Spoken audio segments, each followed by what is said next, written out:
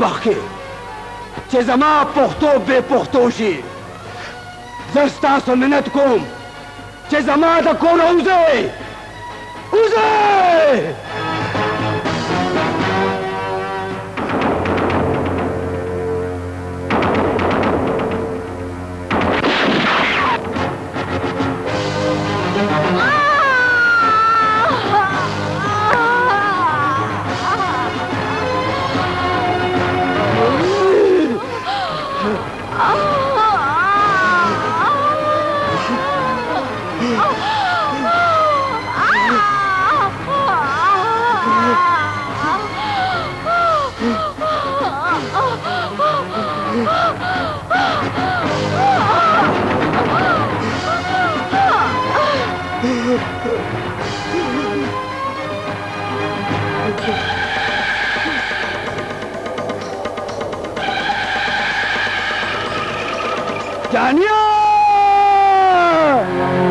داسې غټ کار نه دی کړی چې زه په خپل ځان ملامته وګڼم. ما خو د یو مجبورې جینۍ په سر د عزت څادر اچولی دی. پښتو مې ګټی ده پښتو، او د پښتو دپاره زه سرم بیلم نو پروا مې پې نشتې. خو زه به دا خپل کور پرېږدم. ضد مه کوه بچې، زه تاسو ورځو لپاره خپل ځان سره بوتلل غواړم، او کله چې د هغوی غوسه سړه شي نو بیا به زه خپل رور لکه د بګیلي ماړه زه خپل کور ته راولم. دا سر ورته ولې نه خورو؟ کله یې راپورې مه خاندو حاجي صاحب. اور د هغوی ټوپکې غورځوي نو پټاکې زمونږ نه ټوپکې هم نه غورځوي.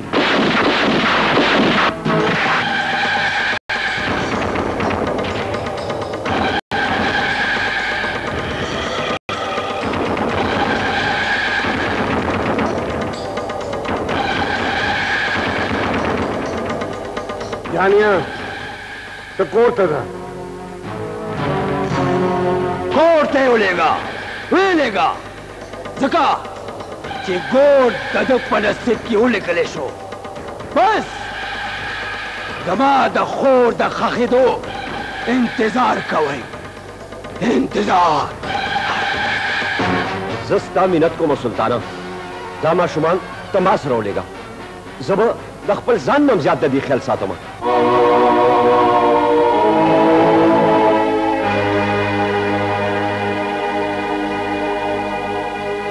چې هر وخت راخوارې لوپټه طلب خسته لوپټه روبوړ مسله لوپټه د پې خبره طلب خسته لوپټه روبوړ مسله لوپټه د پې خبره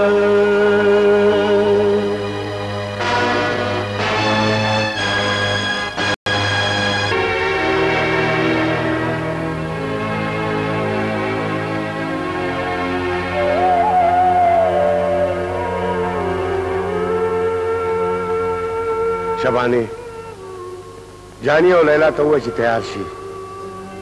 بهر یې حاجي صاحب انتظار کوي. چېرته ګلشیر؟ حاجي صاحب ته څه نقصان ونه رسوي؟ حاجي صاحب د خلکو په معامله کې صرف د خدای نه یریږي، او د خدای په معامله کې د خلکو نه نه یریږي. خبره د یارې نه ده حاجي صاحب، د عزت ده. او موږ ستا ډېر عزت کوو. که دوی له بل چا پناه ورکړې وی نو موږ به هغه هم ورسره قبر ته رسولی و. نو بیا ګورې څه ته سوړ کوي دا اور سوړ کوي. اور چې چېرته بلیږي نو لوګی هم هلته نه خیږي حاجي صاحب. تا خو زموږ دشمن ته پناه ورکړه، خو چې کله هم هغې د دې کرښې نه خپې راواړولې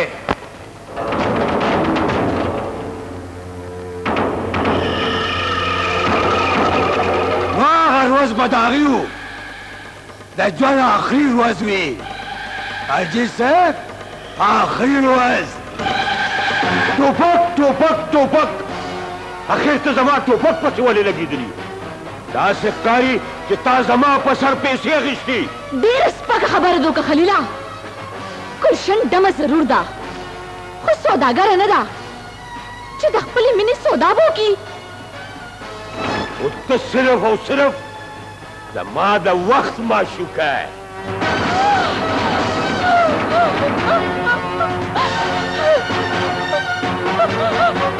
او مینه خو زه صرف او صرف دې ټوپک سره کوم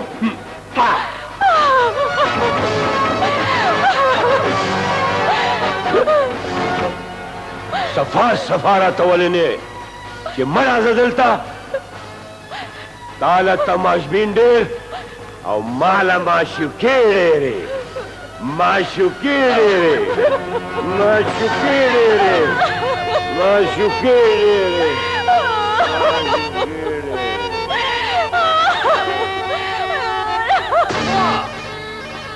معشوقه ستا وه او بوتله د لجاني زما تا ته خو ځان وژل پکارو